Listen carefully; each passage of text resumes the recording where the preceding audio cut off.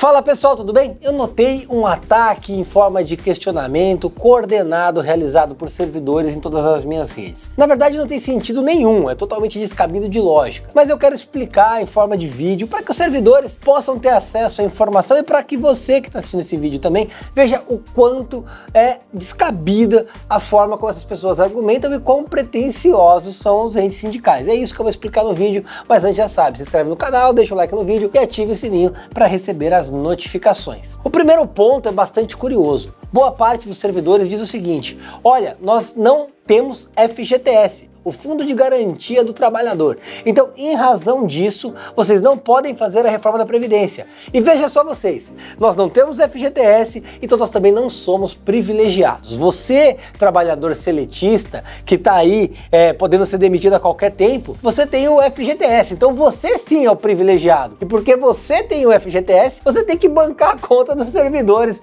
concursados da prefeitura que não tem descontado o FGTS. Deixa eu explicar de forma bastante didática, bastante clara. O que é o FGTS? Quanto rende o FGTS, como diria o Arthur Duval?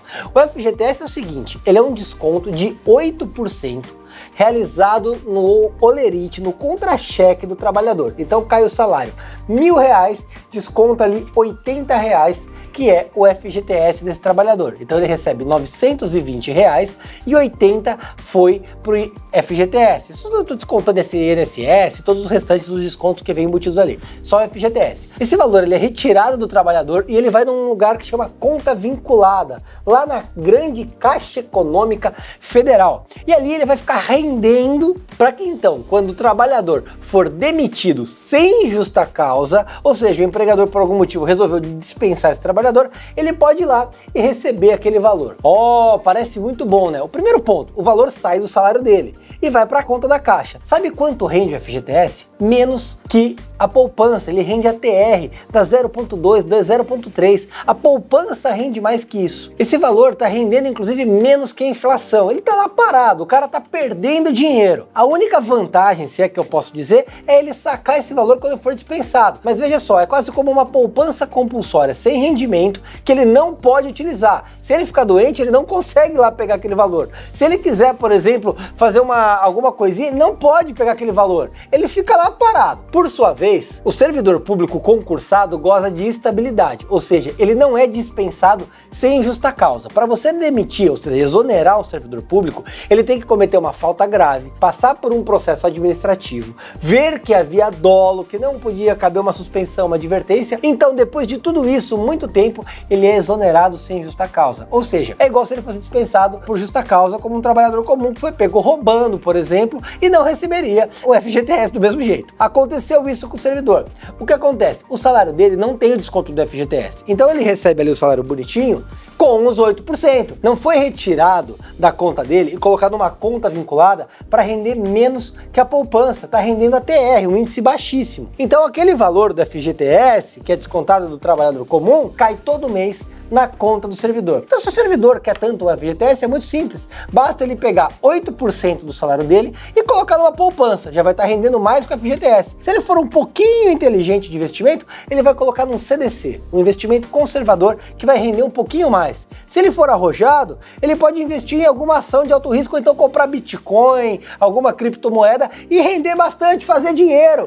E o mais legal de tudo, ele pode pegar a qualquer tempo, porque o dinheiro é dele. Basta que ele tenha essa organização para investir. E aqui eu faço um corte, porque provavelmente algum servidor vai pegar esse vídeo e falar: tá mandando eu pegar mais dinheiro para investir. Amigo servidor, o trabalhador seletista tem descontado do salário dele o FGTS. Se você tivesse FGTS, ia ser descontado do seu salário. Se você quer FGTS, pega os 8%, investe, vai render mais que todo mundo. Olha que legal, dica do Rubinho para você servidor que quer capitalizar um pouquinho do seu recurso. Ah, mas eu ganho muito pouco. Cara, se fosse FGTS, é descontado do mesmo jeito muito pouco. Então não vem com um choro ou com vitimismo aqui. Eu tô falando uma questão muito prática em termos salariais. O trabalhador que ganha um salário mínimo, que ganha 6 salários mínimos, ele tem descontado o FGTS da mesma forma. Aconteceria com você. E aí, para você entender bem claro, quem é mais privilegiado? O sujeito que tem descontado de forma compulsória o FGTS para não render nada, ou o rapaz que recebe diretamente na conta dele, goza de estabilidade, recebe o salário mesmo durante a pandemia, tem férias, tem paridade, tem bonificação e mais um monte de outros privilégios,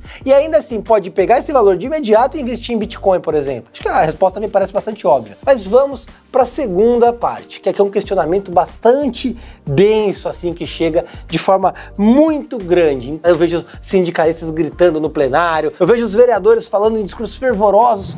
Seria possível, por exemplo, fazer concursos públicos para ter uma base maior de contribuintes? Contratem mais servidores, que resolve o problema previdenciário. Meu Deus! Veja só vocês. Contratem mais servidores que resolve o problema da Previdência. Porque a Previdência, ela é uma pirâmide, ela funciona como uma pirâmide. São 5 pessoas na base trabalhando para pagar uma pessoa aposentada. Só que não é isso que acontece em São Paulo. Hoje nós temos ali quase o mesmo número de aposentados e servidores ativos. Por isso que há um déficit. Qual que é o problema desse? Ah, vamos contratar mais gente para resolver. Sabia que essas pessoas contratadas recebem salário? Sabia que essas pessoas contratadas gozam de benefícios? Sabia que daqui 30 anos essas pessoas contratadas também vão se aposentar? E aí você vai ter 5 vezes mais pessoas devendo ser contratadas com mais salários e benefícios para pagar a aposentadoria dessas? A conta simplesmente não fecha, porque dinheiro não é infinito. Dinheiro público não existe. Existe dinheiro do pagador de impostos, que é tirado compulsoriamente através de impostos, de tributos, para custear a máquina. Então o que acontece? Se eu coloco mais gente, naturalmente a folha salarial, aquele valor que é pago todo mês para pagar o salário, aumenta. E existe uma coisa chamada lei. E a lei de responsabilidade imputa ao prefeito, ou seja, obriga o prefeito a gastar no máximo 54% do orçamento em folha de pagamento. Ou seja, se o prefeito gastar 54,1% em folha de pagamento, ele incorre em crime de responsabilidade, as contas não são aprovadas, ele fica inelegível, pode sofrer impeachment, tem toda uma cadeia e ainda responde com o próprio patrimônio por conta dessa responsabilidade. Ou seja, a folha de pagamento não pode exceder 54% do orçamento. Então, se eu vou enchendo de funcionário público, mesmo que não precisa, vou botando gente lá para resolver o problema previdenciário, eu arrumo um problema de responsabilidade fiscal para o prefeito. É completamente irresponsável isso. A gente pode ver que socialista não entende nada de economia. A única forma de resolver este problema é criando o regime de capitalização com a segregação de massas, que eu já expliquei em outro vídeo. Com o regime de capitalização, o servidor está contribuindo para a previdência dele. Então ele vai pagando e quando ele se aposentar, ele recebe com o que ele contribuiu, como se fosse uma previdência privada, que é o único regime previdenciário que funciona. Ó, dos grandes bancos vilões, sim, dos grandes bancos vilões que pagam direitinho, diferente da previdência da prefeitura, que está completamente esculhambada e deficitária, são 6 bilhões por ano. E a título de curiosidade, o valor do déficit previdenciário da cidade de São Paulo é de R$ 500 por cidadão. Eu vou explicar para vocês de forma mais didática. Cada pessoa que reside em São Paulo, cada cidadão paulistano paga com impostos por ano o valor de R$ 500 para custear a aposentadoria dos servidores públicos, porque é dinheiro de imposto que é retirado do bolo de dinheiro de impostos para colocar na Previdência para cobrir o rombo. Ou seja, cada cidadão paga R$ 500 por ano, além de tudo que ele paga das contas, gasolina, gás, alimentação, escola, segurança, escambau, ainda tem que pagar R$ 500 para pagar a aposentadoria de servidor. E é esse servidor que não é privilegiado. Privilegiado é você que tá aí trabalhando seletista, pagando INSS, pagando FGTS, que não rende porcaria nenhuma, pagando multa de trânsito, pagando IPTU que vai aumentar, pagando tudo e ainda tem que pagar a aposentadoria de servidor que goza de estabilidade enquanto você tá desempregado. Mas você é privilegiado para eles. E é por isso que nós vamos fazer a reforma da Previdência. Porque essa gente, esses sindicalistas,